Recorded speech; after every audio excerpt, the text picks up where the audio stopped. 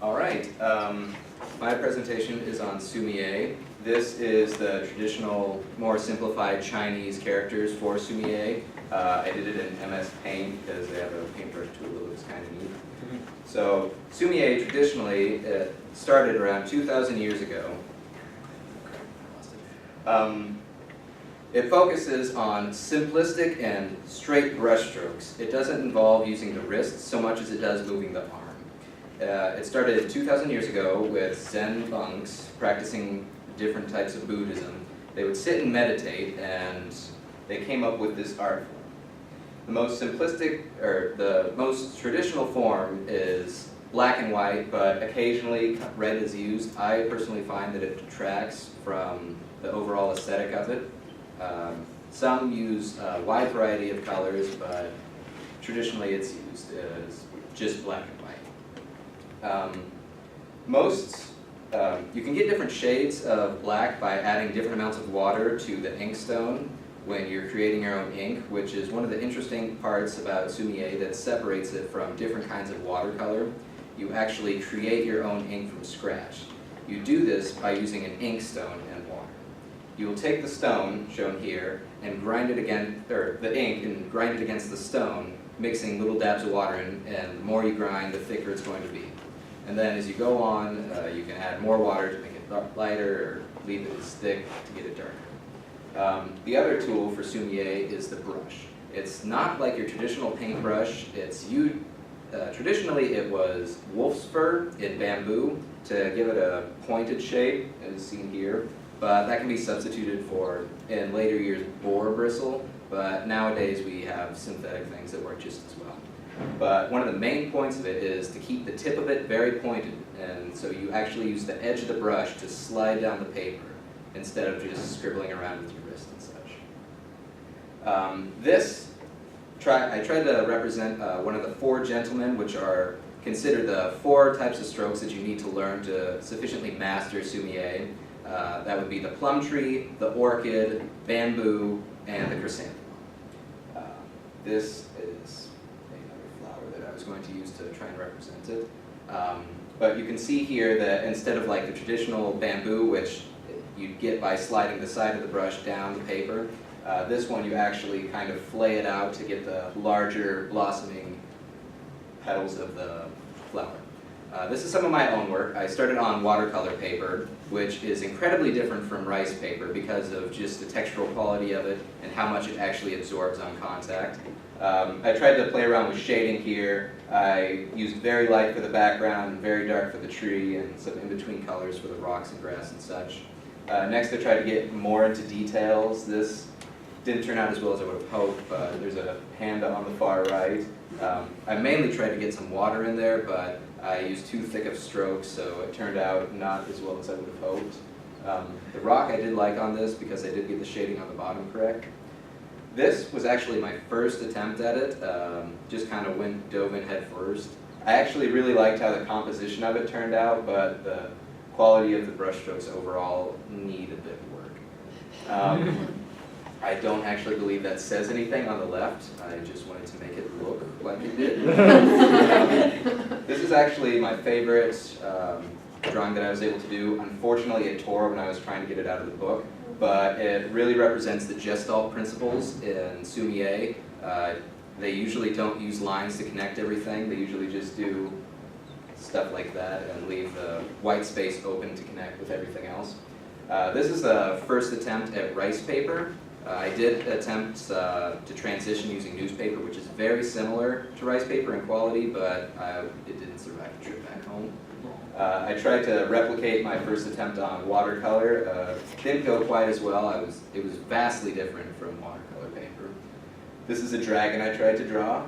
I thought it looked pretty cool, so I put it in here. Interesting fact, I sold it to my roommate for $5. This, I started to grasp the concept of like how much pressure to apply to the paper and how much ink to use. You could kind of see like in the mouth it was a lot thicker, and then as the body went down it got sharper and sharper. This, I tried to go back to water, got it a lot better because I used a lot thinner strokes. You can see a bit more detail in the rocks and the wave. Kind of basing this painting off of The Wave by some Asian artist whose name I cannot pronounce right now. I'm sorry. This is my final drawing. I think it turned out the best. It's a tree branch with some blossoms on it under a rock, and then there's some cranes at the top. At this point, I really started to get the hang of the basic gist of the painting. I also intend to sell this for $500. This is my works cited. Most of the pictures were mine.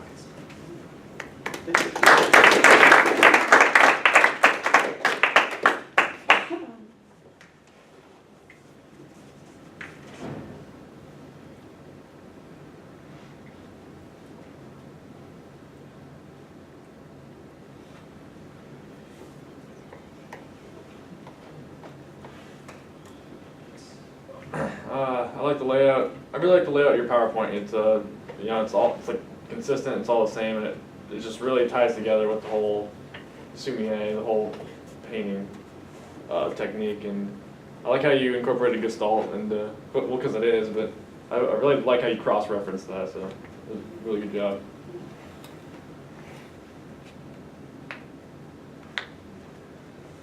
I guess a few comments. I like how you started off really well with your presentation for the summary of how to do it and how it works and where it came from. And so that was a really good introduction to the whole topic. And then I like how you had the brushes and the ink to go along with that, and then examples of other people's, the ones that are supposed to look really, really good.